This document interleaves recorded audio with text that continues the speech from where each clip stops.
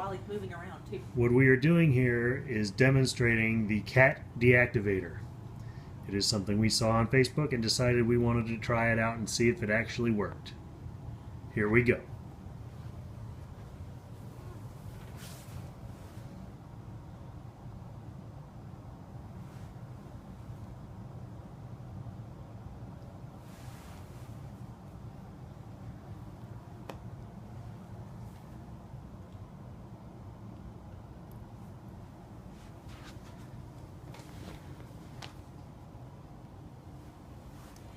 And this is a cat who does not like to be held.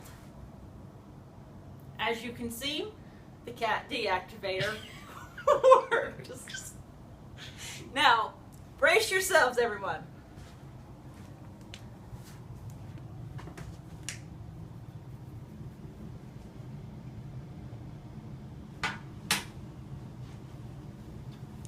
Not only does he not like to be held, he doesn't like you walking towards him when he is activated. We give the deactivator 2 thumbs up.